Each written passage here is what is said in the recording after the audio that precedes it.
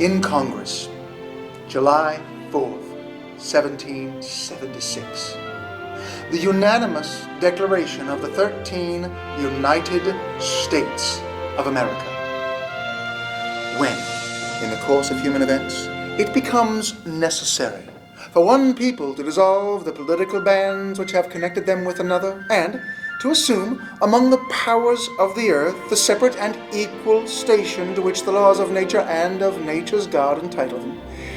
a decent respect to the opinions of mankind requires that they should declare the causes which impel them to the separation.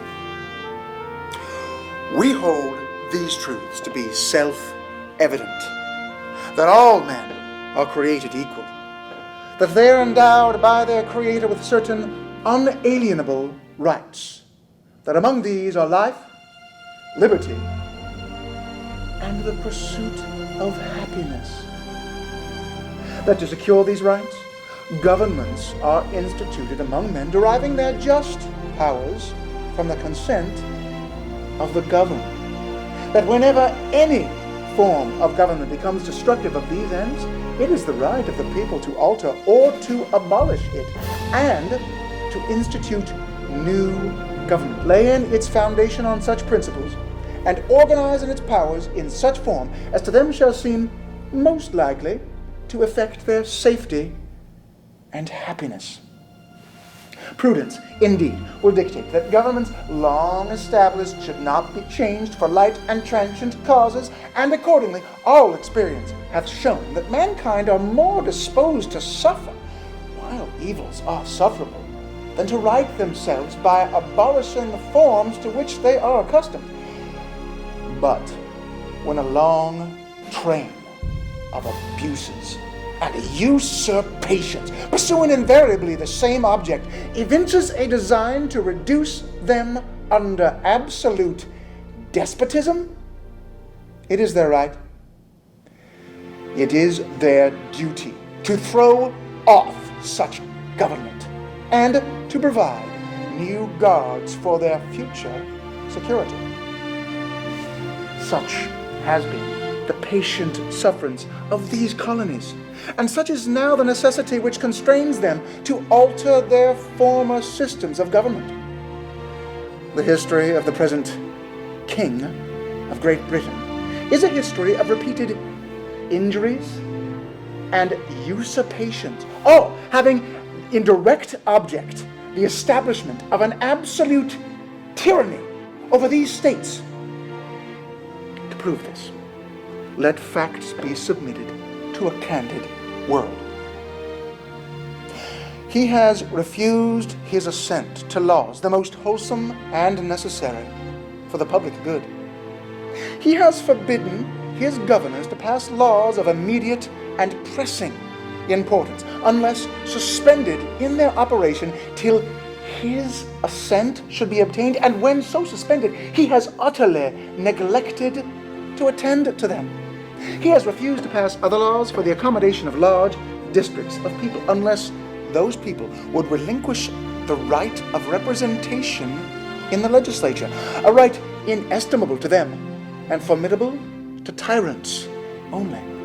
He has called together legislative bodies in places unusual, uncomfortable, and distant from the depository of their public records, for the sole purpose of fatiguing them into compliance with his measures. He has dissolved representative houses repeatedly for opposing with manly firmness his invasions on the rights of the people.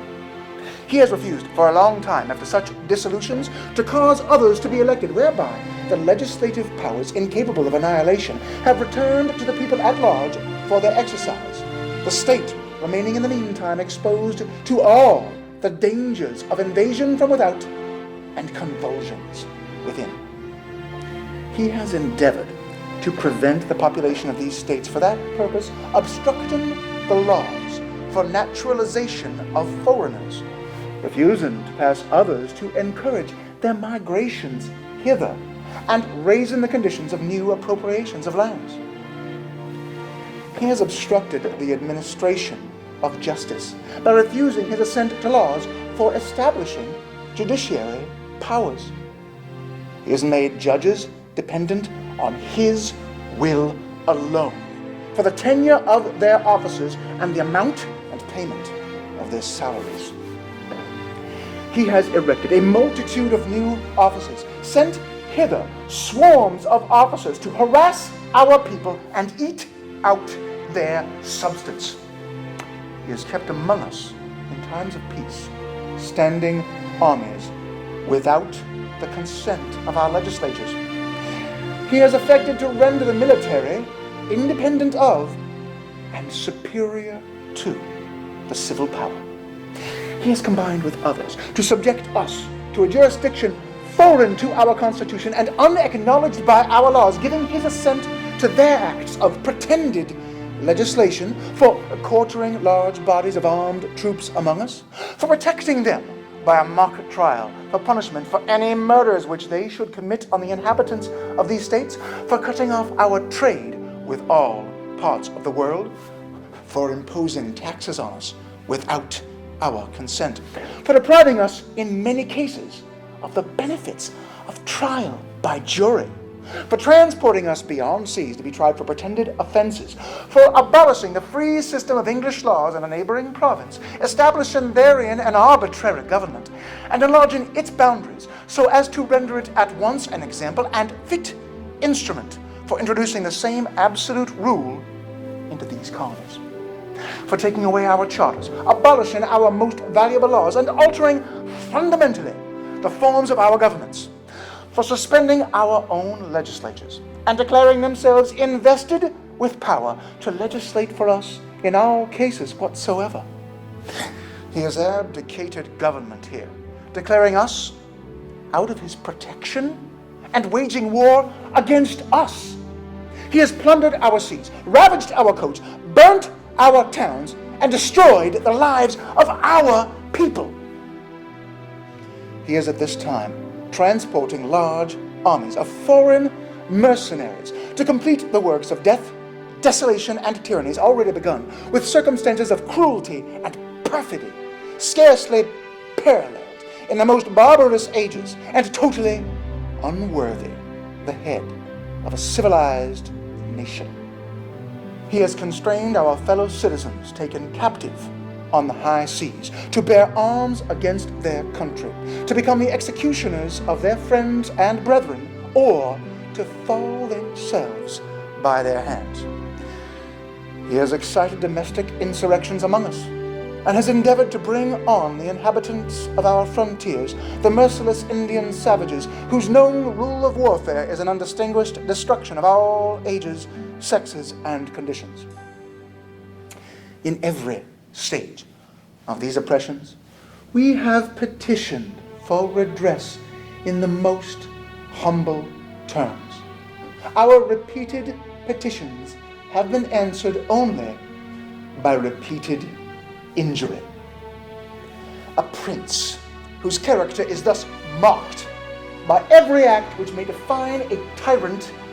is unfit to be the ruler of a free people. Nor have we been wanting in attentions to our British brethren. We have warned them from time to time of attempts by their legislature to extend an unwarrantable jurisdiction over us. We have reminded them of the circumstances of our emigration and settlement here. We have appealed to their native justice and magnanimity, and we have conjured them by the ties of our common kindred to disavow these usurpations, which would inevitably interrupt our connections and correspondence. They too have been deaf to the voice of justice and of consanguinity. We must, therefore, acquiesce in the necessity which denounces our separation, and hold them as we hold the rest of mankind, enemies in war, in peace, friends. We, therefore, the representatives of the United States of America, in General Congress assembled, appealing to the Supreme Judge of the world for the rectitude of our intentions, do, in the name and by the authority of the good people of these colonies, solemnly publish and declare that these united colonies are, of right ought to be, free and independent states,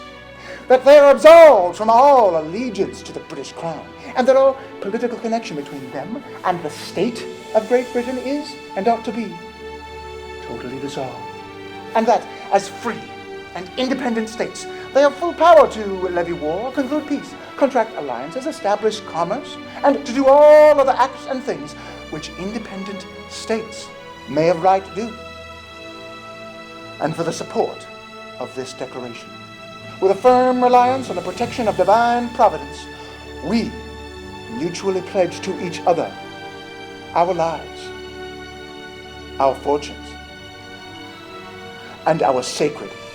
honor.